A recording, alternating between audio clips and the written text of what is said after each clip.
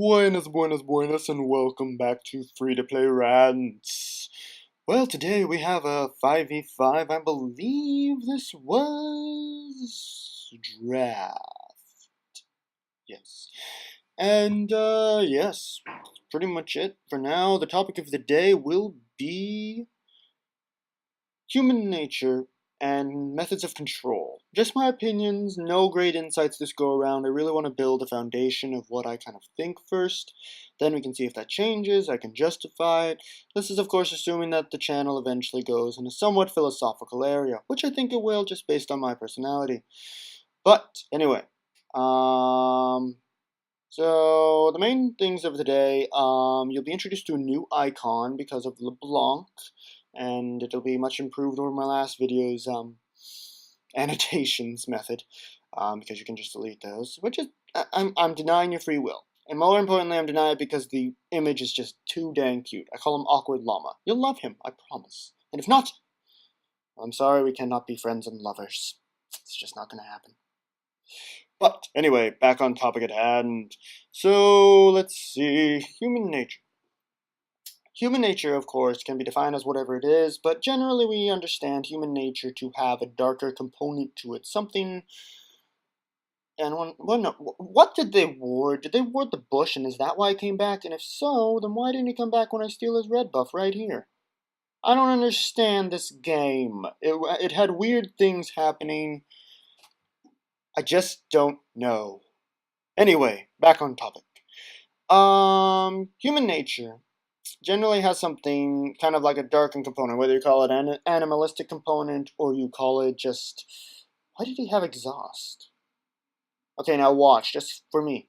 I have bad human nature. I kill steal from some of my friends, but this is not my friend. I did not auto attack. You can watch it again. No auto attack, nothing. I was a good person. I tried to give it to him. My red buff's OP. I mean, as we see by Riot's community filled with griefers and ragers, there's definitely some type of component of human nature that exists and would probably be better to be controlled. Now, I'm not saying that it's Riot's fault, it's just an unfortunate byproduct of gaming and online in general due to the lack of accountability. Now, this thing these emotions that cause these actions arose from society, don't get me wrong there.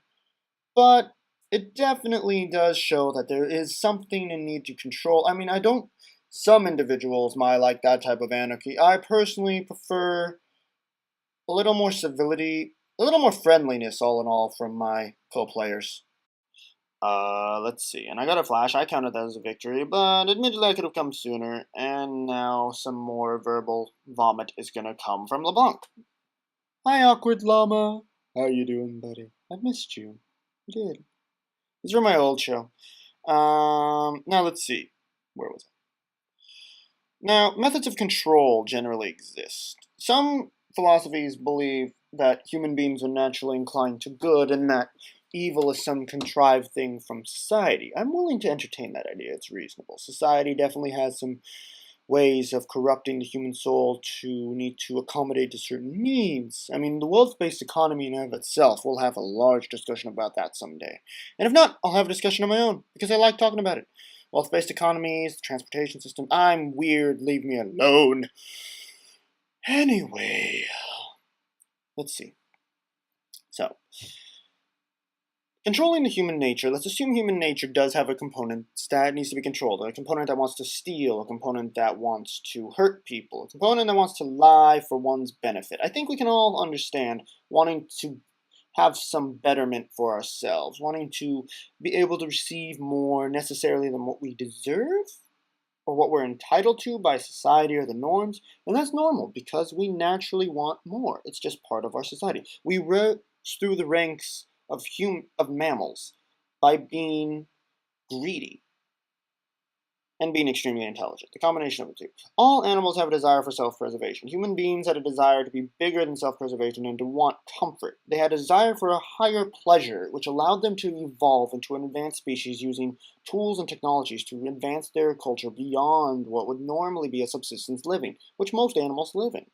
But human beings decided that wasn't enough. They had greed, and that's fine, that's understandable, and it's a perfectly justified reason. We would not say to most animals, no, you can't have more than what you want. Well, unless it infringed upon our own territory, but that's a different story as well. I have a lot of different stories, we'll get into them later.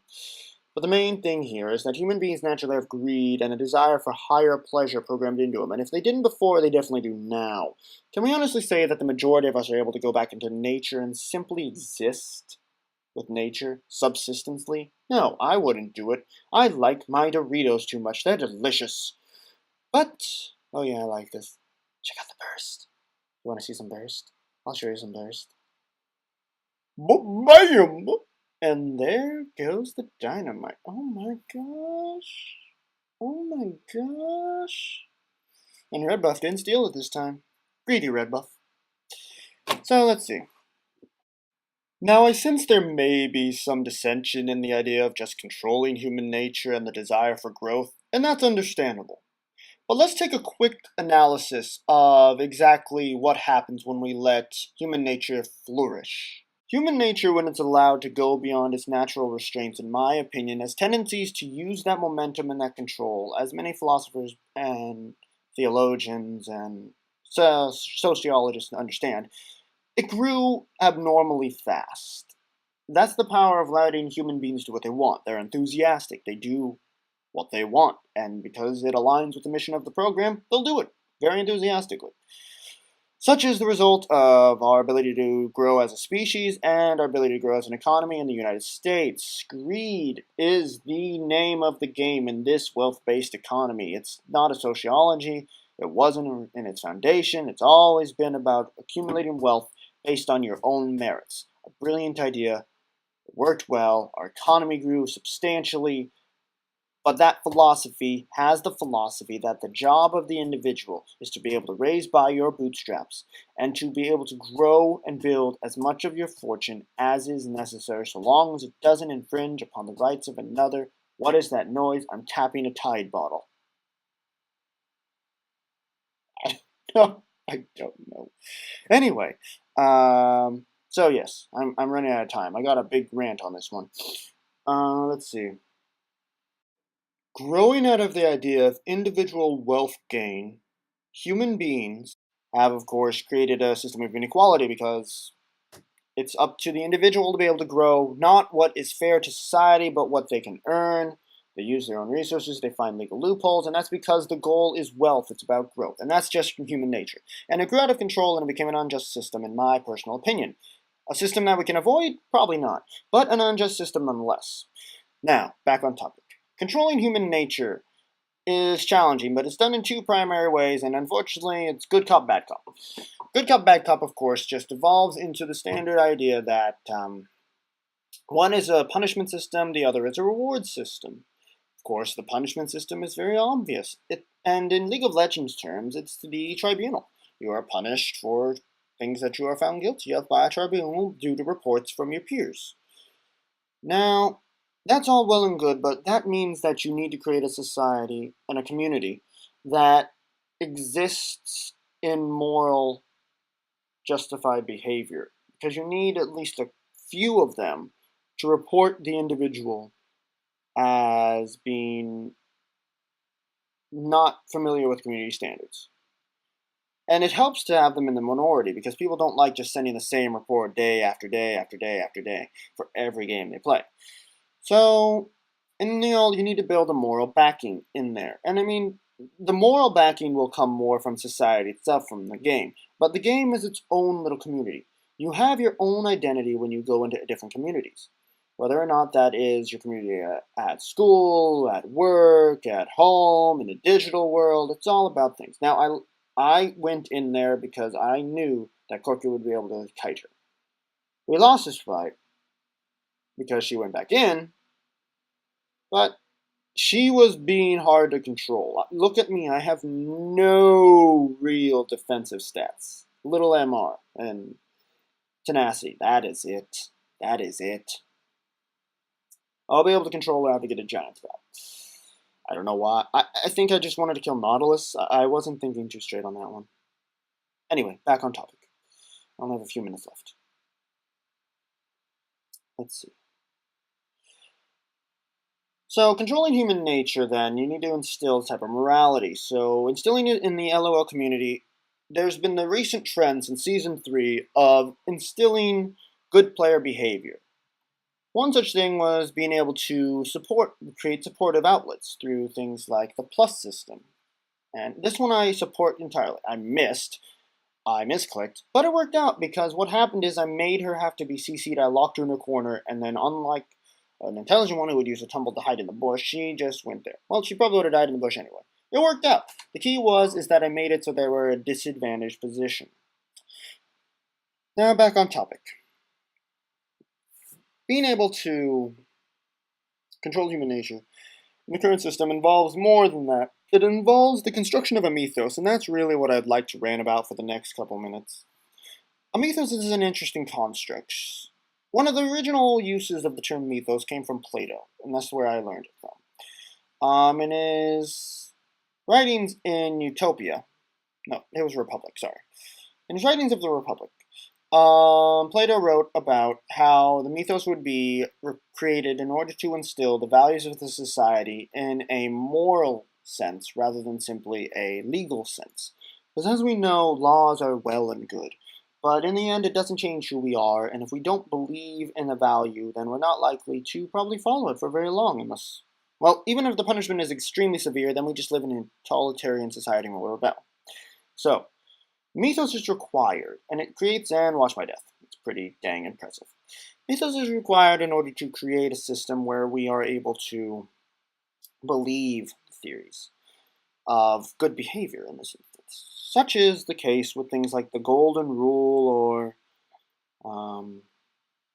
well, basically the Golden Rule. That's the one I'm working off right now. It's a synopsis of a theory that basically if we act in a certain way, the world will act in that certain way. If we don't act in a certain way, the world won't. An additional portion of that theory is if we don't act in a certain way, if we don't follow the laws of society, we don't act morally, then the moral fiber of the world will crumble down. Because why should anyone follow the rules if we don't follow the rules? That is stupid. Ethically, it can be reasoned and understood, but it's stupid. That's not how the world works. The world works on an understanding of every individual's impact and the reactions to it. The world doesn't follow that philosophy, but we listen to it. And watch me zone the tanks. We follow and listen to that philosophy because it works. It's worked for thousands of years as a type of mythos that if we don't follow the rule of law, then the rule of law will crumble. And it works because then it creates moral justification. League of Legends is trying to create that type of world. It's trying to create a world that, well, obviously, since you don't live in League of Legends, it's not doing it that way, but it's trying to make it so that you win games by being more friendly, being more supportive. And I support that type of philosophy because, one, I like the game community, and I think it's an interesting take on the mythos.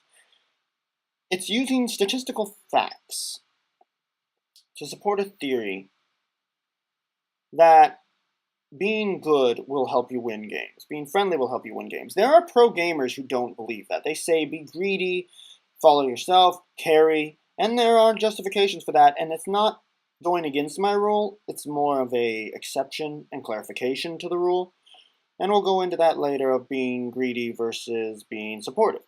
But I like how the League of Legends is creating the mythos of being a friendly player. And I just think mythos is an interesting tool. It's a lie created by society. It is a lie. It's a myth. Mythos. Created by society in order to control individuals into creating moral thinking. So think about the world that we live in today. What are the mythoses that exist today? And we all fall into them. There are mythoses of democracy, mythoses of capitalism, mythoses of Christianity, or whatever religion you believe in. I find it interesting just how many mythoses we buy, and I don't even know how many mythoses I personally believe in, but I know I believe in plenty. And that's just basically who I am. It's created my moral fiber. So once again, think about what mythoses have impacted you, what mythoses, stories, and philosophical understandings of the world do you believe that now they may make logical sense, but they definitely were taught to you in a very simplistic fairy tale sense. What are those? What tales were you told? What moral implications did they had? Are they still valid? Well, I think I've blathered on for about long enough. Thank you all for listening. Thank you for your patience. And please like, subscribe, and remember to comment down below. Tell me what you agree with. Tell me what insights you have. Tell me where I am just straight up full of it. Seriously, let's make this a conversation. But as always, make it a great day.